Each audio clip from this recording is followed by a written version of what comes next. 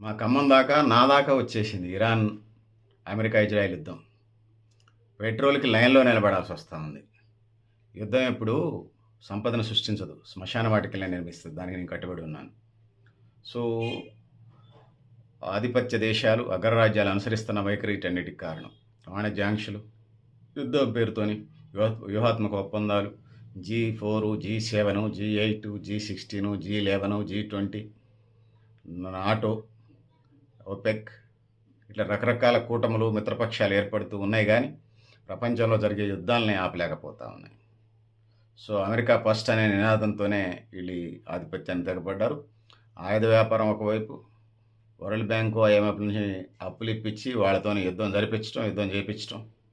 పాకిస్తాన్‌కి సంబంధించి 6,000 కోట్లు ఇప్పించి అందులో సగం డబ్బులు ఆయుధాల కింద కట్ చేసుకొని ఆయుధాలు పంపించారు అమెరికా వాళ్ళు. ఇట్లాంటి పరిస్థితులన్నీ ఉన్నాయి ప్రపంచంలో. సో, ట్రంపు చేసినటువంటి గత అమెరికా అధ్యక్షుడి కంటే ట్రంపు దుందుడుకు చర్య ప్రపంచాన్ని ఇలా మా దాకా, నా దాకా, మా ఇంటి దాకా వచ్చింది. పెట్రోల్ దొరకట్లా, గ్యాస్ బండ్ల పడి ఇబ్బందయింది. ఇది నాకు సంబంధించింది కాదు.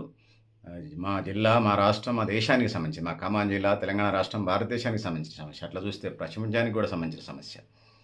మేము 100కి 60% ఆ OPEC దేశాల మీద, ఆయిల్ దేశాల మీద ఆధారపడుతున్నాం.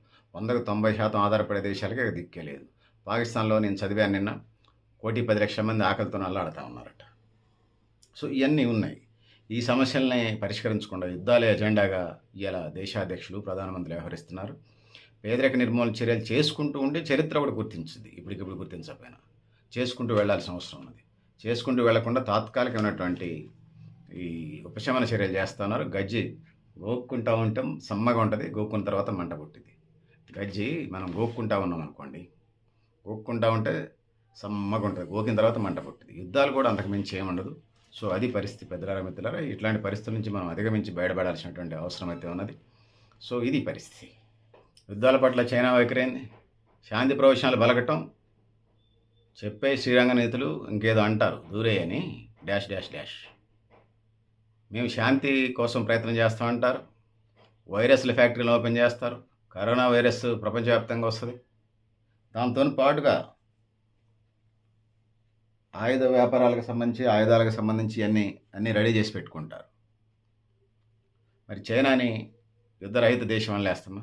రష్యాని, అమెరికాని యుద్ధరహిత దేశం అని లేస్తామా? సో, ఇయాల ఆయుధాలు అందరికి అమ్మి పక్క దేశాల బూచి చూపించి, ఇలా వాళ్ళు వ్యవహరిస్తున్న తీరు ప్రపంచానికి ఇయాల తలనొప్పిగా మారింది. తలనొప్పి కాదు, పేదరికం, అనేక వెనకబాటుతనాలకి, 100 ఏళ్ల వెనకబాటుతనంలోకి నెట్టేసే కార్యక్రమాలు కనపడతా ఉంది. సో, ఉక్రెయిన్, రష్యా యుద్ధం కూడా అట్లనే చచ్చింది. సో, ఎవరికి చెప్పాలా? చమురు దిగుమతులు ఇయాల ఇరాను, రష్యా బేస్డ్‌గా నడుస్తా ఉన్నాయి. ప్రపంచం ఇబ్బందులు జరుగుతా ఉంది. ఇండియా 60% ఆ ఆయిల్ దేశాల మీద ఆధారపడి ఉన్నది. స్వయం సమృద్ధి, ఇన్నోవేషన్ వైపు వెళ్ళాలి. ఆధిపత్య పోరులో సాగేటువంటి ఆధిపత్య విధానాలు, తంత్ర పద్ధతులు ఆ దేశాలకి కీర్తి ప్రతిష్టలు తెచ్చిపెడితే, అవి ఒంటి మీద చల్లుకునే సెంటు సీసాల మాదిరి, అత్తరు పన్నీర్ సీసాల మాదిరి తప్ప మరొకటి కాదు. కానీ యుద్ధాల పేరుతో యుద్ధం చేసి ఆర్థిక, జనమాన ప్రాణాల రక్షణ నష్టం జరిగినప్పుడు, బాంబింగ్ జరిగి ప్రాణాలు కోల్పోయినప్పుడు, వాళ్ళ వాటర్ ట్యాంకులు బలిగినప్పుడు, వాళ్ళ హాస్పిటల్స్ తగలబెట్టినప్పుడు, వాళ్ళ పరిశ్రమలు తగలబెట్టినప్పుడు, వాళ్ళ వ్యవసాయ ఉత్పత్తులు తగలబెట్టినప్పుడు, అంటే బాంబింగ్ జరిపినప్పుడు ఇవన్నీ కాలిపోతాయి కాబట్టి ప్రజలు పేదరికంలో నెట్టివేయబడతారు. జనరల్‌గా గెలిచినప్పుడు ఆధిపత్య దేశాలు, ఆ దేశాల కీర్తి ప్రతిష్టలొస్తాయి. అవి ఒంటి మీద జల్లుకునే అత్తరు సెంట్లు లాంటివి తప్ప మరొకటి కాదు. కానీ యుద్ధం జరిగినప్పుడు మాత్రం ఖచ్చితంగా ఆ దేశంలో ఉండే ప్రజలు మా దాకా వస్తా ఉంది. మా దేశ ప్రజల దాకా, మా రాష్ట్ర ప్రజల దాకా, మా ఊరి ప్రజల దాకా, మా వాడ ప్రజల దాకా, మా గల్లీ ప్రజల దాకా, మా ఇంటి దాకా గ్యాస్ సమస్యొచ్చా, పెట్రోల్, డీజిల్ సమస్యొచ్చా, ఇంకా ఏంటి? యుద్ధాల వల్ల ఏంటి లాభం? మీరు సాధిచ్చింది? సామరస్యంగా చేసుకొని 1,10,00,000 మంది పాకిస్తాన్‌లో బాగా ఆకలితో మలమలమాడుతున్నారట. అది బాగు చేసుకోరు. టెర్రరిజానికైతే వందల కోట్లు, వేల కోట్లు అమెరికా నుంచి ఆయుధాలు సరఫరా చేసుకోవడానికి సరిపోతుంది. సో, ఇది పరిస్థితి ఇలా మనకు కనపడతా ఉంది.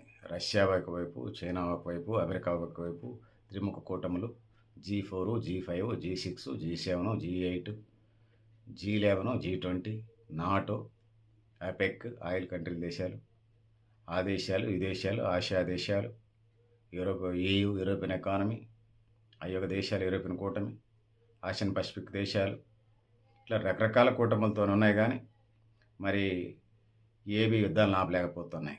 వాణిజ్య ఒప్పందాలను బలోపేతం చేయలేకపోతా ఉన్నాయి. గెలుపోటములు ఎట్లున్నా మానవత్వం ఓడిపోకూడదు, పేదరికం రాకూడదు, నిరక్షరాస్యత వెనకబడితనం రాకుండా చూడాల్సిన బాధ్యత ఇంట్లో పెద్దదే ఉంటుంది. ఇంట్లో పెద్దోళ్ళ పాత్రే, అమ్మదో నాన్నదో అన్నదో అక్కదో అయి ఉంటుంది. ఆ విధంగా ముందుకెళ్లాల్సిన పరిస్థితి అయితే ఉన్నది. సో ఎలా ముందుకెళ్ళాలనేది చూసుకుంటూ ముందుకెళ్ళాలి. సో ఆ విధంగా ముందుకెళ్లాల్సిన అవసరం ఉంది. ఏదైతుందో స్వతంత్ర విదేశాంగ విధానం ఎవరికి వాళ్ళకు ఉండాల్సిందే. శాంతిని కాపాడుకోవాల్సిన అజెండా అందరికి ఉండాల్సిందే. ఎవరు ఆయుధాలు వాళ్ళకు ఉండాల్సిందే.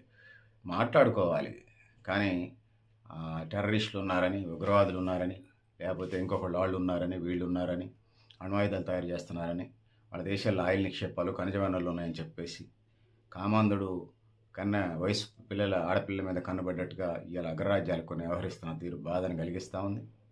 సో ఇది పరిస్థితి. పెద్దలారా, మిత్రులారా, మీరు కూడా మీ అభిప్రాయాలు కామెంట్ బాక్స్ రాయని తెలియజేస్తూ, నేను గరిడేపల్లి సత్యనారాయణ, మీ లక్ష్య ఆర్గనైజేషన్.